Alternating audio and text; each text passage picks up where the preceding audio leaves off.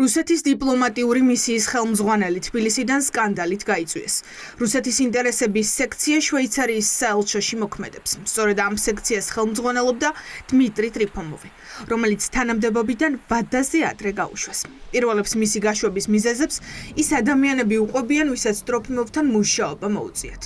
მირანდა ოგანეზოვა გვიყვება, რომ რუსი დიპლომატი დიასპორისთვის გამოყოფილ თანხებს მასთან დაახლოებულ პირებზე ანაწილებდა.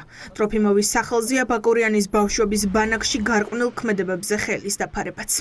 ის პიროვნება, რომელიც ბლოკავდა საქართველოს მოქალაქეების საჩივრებს იმის შესახებ, რომ დიასპორაში არის დარღვევები, იყო დიმიტრი ტროფიმოვი. ტროფიმოვის ჩამოსვლის შემდეგ დიასპორის ბევრმა წარმომადგენლებმა ვერ შეძლეს მუშაობის გაგრძელება.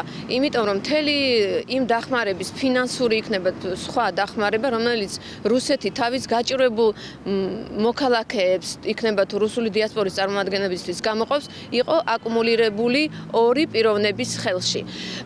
ეს იყო უზარმაზარი თანხები. ირკვევა, რომ საქართველოში რუსეთის დიპლომატიური მისიის ხელმძღვანელი არაერთ სკანდალში იყო გახვეული. მისი სახელი სავარაუდოდ რუსული ფულის განაწილების დროს არალეგალურ გარიგებებს უკავშირდება. პირველებს უსახელებენ კონკრეტულ სახელებს და გვარებს. ალექსანდრე ბეჟენცევი და ნიკოლაი სვენტიცკი არიან ის ადამიანები, ვის ორგანიზაციებშიც ტროფიმოვის ხელით დიდი ფული ნაწილდებოდა. და ესეც ყველაფერი არ არის. შაბათის ეთერმა მოიპოვა მტკიცებულებები, რომ ბანაკში, რომელსაც რუსეთის ინტერესების სექცია აფინანსებდა და რუსული დიასპორიდან არასრულწლოვნები მიჰყავდათ, გარყვნილ ქმედებებს ჰქონდა ადგილი. დარღვევები ხდებოდა იმ დროს, როდესაც ტროფიმოვი კურირებდა საქართველოს მოსკოვიდან და არანაირი რეაგირება არ მოახდინა. კონკურსის გარეშე, ყოველგვარი განხილვის გარეშე წლიდან წლამდე ეძლევა ალექსანდრე ბეჟენცევის. ალექსანდრე ბეჟენცევს, რომელსაც აქვს კომპრომატი სვენტიცკიზე, უცხო მამაკაცი მთვრალ მდგომარეობაში ვერ შემოვიდა კარებიდან და შეძვრა მათთან ფანჯრიდან. რომელსაც რეაგირება არ მოუყოლია და სვენტიცკიმ თქვა, მოდით გადავიდეთ შემდეგ საკითხზე.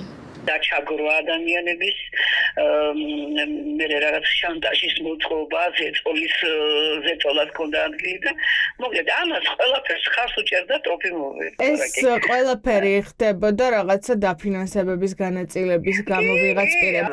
ანუ ბეჟენცევი და სვენტიცკი იყვნენ ძირითადი პირები, ვისაც გადადიოდა ეს ყველაფერი. ამ პროექტებზე მუშაობდნენ, ძირითადად ესენი იყვნენ და ამათ აფინანსებდნენ. სკანდალები არ აკლდა ტროფიმოვს. არ აკლდა და იმსახურებდა ამ იმას ყველაფრის ის იყო გამცავი. აი ამ უსამართლობას და უკანონობას იცავდა ეს პიროვნება. რუსი დიპლომატი რომ ვადაზე ადრე გაუშვეს ფაქტია. რა გახდა ამის მიზეზი? კორუფცია თუ გარყვნილება რუსულ ბანაკებში. რუსეთის საგარეო საქმეთა სამინისტროში ამტკიცებენ, რომ ტროფიმოვის სკანდალის გამო არ გაუწვევიათ. გადასამოწმებლად დავრეკეთ რუსეთის ინტერესების სექციაში, სადაც გვეუბნებიან, რომ ამ საკითხზე საუბარი არ შეუძლიათ. Вам неизвестно, почему отстранили вашего руководителя? К сожалению, нет. Никто не говорил про причины, потому что у него еще был срок, и внезапно его отозвали от должности. К сожалению, нет. Нет? И в посольстве тоже по этому поводу не разговаривали? Не могу сказать, я там не работаю. პირველებს ორი წყარო უსახელებს სვენტიცკისა და ბეჟენცევის გვარებს. ალექსანდრე ბეჟენცევის სახლში იმის გადასამოწმებლად მივედით, გაუშვეს თუ არა ტროფიმოვი გარიგებების გამო. რუსული არასამთავრობო ორგანიზაციის ხელმძღვანელი დაიმალა. თან გვაინტერესებს ტროფიმოვი რატომ გაუშვეს? საიდან უნდა იცოდეს?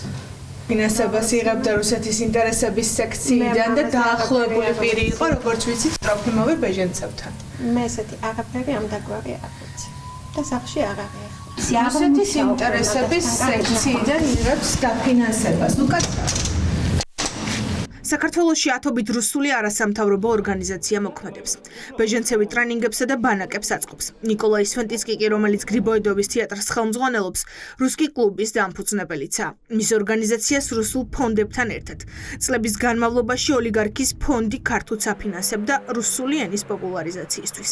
აი ფაქტმა ეს ორგანიზაციები შეისწავლა. ახლა მთავარი კითხვა, რეალურად ასრულებენ თუ არა კრემლიდან დაფინანსებულები აგენტის როლს. ამ საბჭოებს ხელმძღვანელობს ნიკოლაი სვენტლიცკი და მისი მოადგილე არის ალექსანდრე ბეჟენცევი. ეს ორი ადამიანი არის მთავარი რგოლი, ესე ვთქვათ, ამ საბჭოში, რომელიც იღებს გადაწყვეტილებას თუ ვინ უნდა გაუშვან რუსეთში სასწავლებლად და ვინ არა.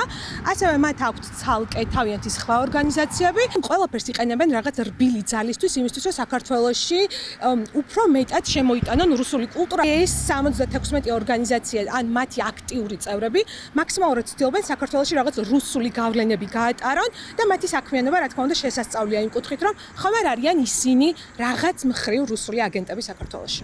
რუსი დიპლომატის გაშვების და სკანდალის შემდეგ არსებობს კიდევ ერთი ვერსია, რომ ტროფიმოვი თანხებს აძლევდა იმ რეჟისორებს, რომლებიც პუტინს შეურაცხყოფას აყენებდნენ და უკრაინაში ომის დაწყებაში ადანაშაულებდნენ. კრემლში ამბობენ, რომ ეს ფსევდოსენსაციაა, თუმცა ტროფიმოვის გაშვება ფაქტად რჩება.